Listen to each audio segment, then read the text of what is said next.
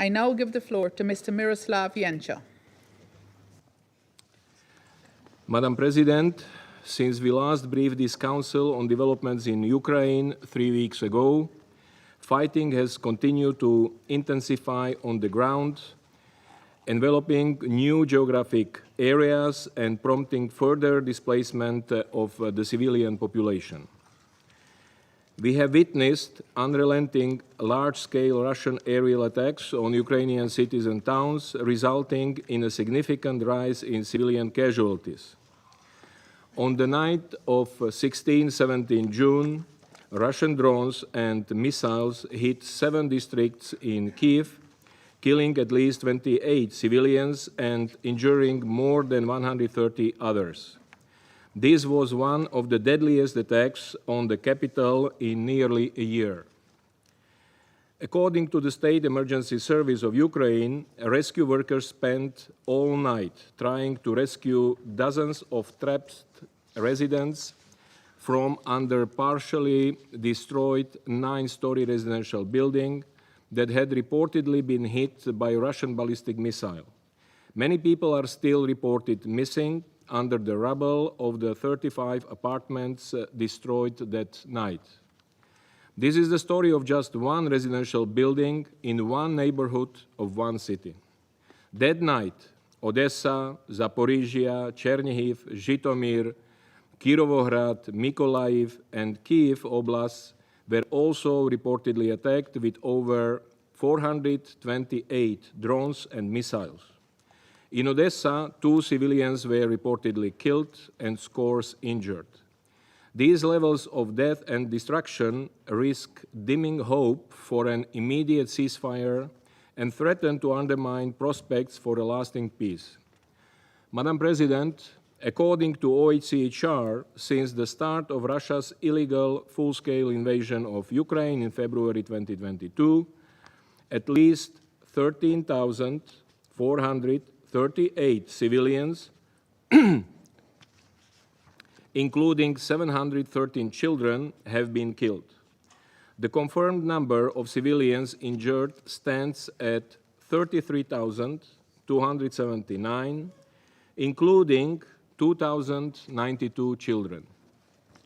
The first 5 months of 2025 alone, the number of civilian casualties in Ukraine totaled 5,144, with 859 killed and 4,285 injured. This figure was 47% higher than in the same period in 2024. This dramatic increase is a result of intensified use of long-range weapons, both missiles and loitering munitions, against cities across Ukraine. According to Ukrainian authorities, between 1 and 17 June 2025, Russian armed forces launched at least 3,340 long-range drones, including loitering munitions and decoy drones, and 135 missiles into Ukraine. By comparison, 544 long-range munitions were launched during the entire month of June 2024. Madam President, escalating violence impacting civilians also continues to be reported, albeit at a far lower level in bordering regions of the Russian Federation. On 17 June, local authorities reported that a woman living near the border with Ukraine in Russia's Kursk region died at the hospital a day after she was injured in a Ukrainian drone attack. In another incident reported by the local authorities on 9 June, a 60-year-old man was reportedly killed, and 5 others were injured in a Ukrainian strike on a recreational center in the Kursk region. The United Nations is not able to verify these reports. Let me once again unequivocally state attacks against civilians and civilian infrastructure are strictly prohibited under international humanitarian law wherever they occur. We condemn all such attacks. They must cease immediately.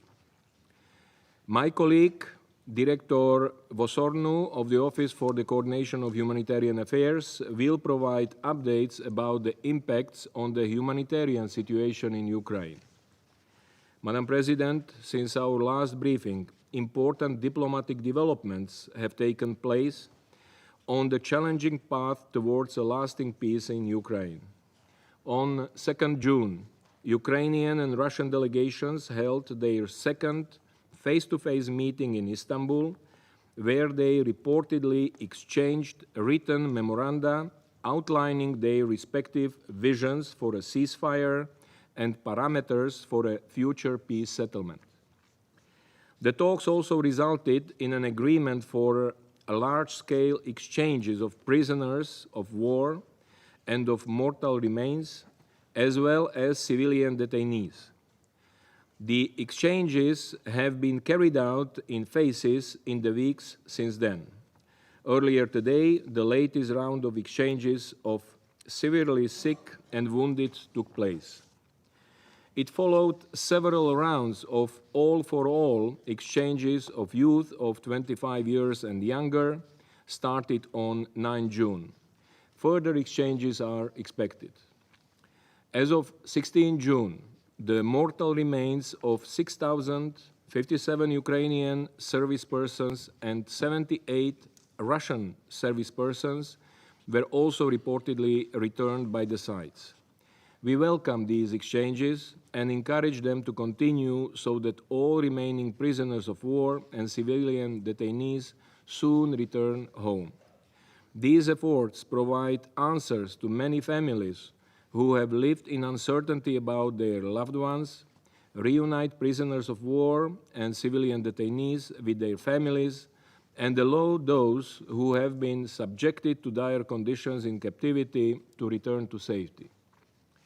Madam President, we welcome the continuation of all meaningful diplomatic efforts, including the recent talks in Istanbul. We urge the sides to make tangible progress towards a ceasefire and a lasting settlement through continued talks.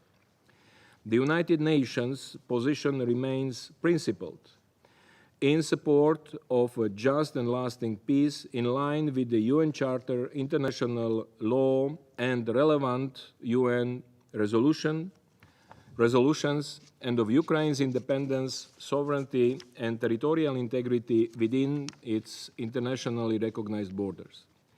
The Secretary General has called for a complete, immediate, and unconditional ceasefire as an important first step to that end. As we are facing renewed escalation on the ground and crisis elsewhere, it is critical to maintain focused attention on the urgent need for peace in Ukraine. We must redouble the efforts to ensure that the fragile diplomatic process is not only sustained, but becomes irreversible. The United Nations stands ready to support all meaningful efforts to that end. I thank you. I thank Mr. Jenča for his briefing, and I now give the floor to Ms. Edem Worsunu.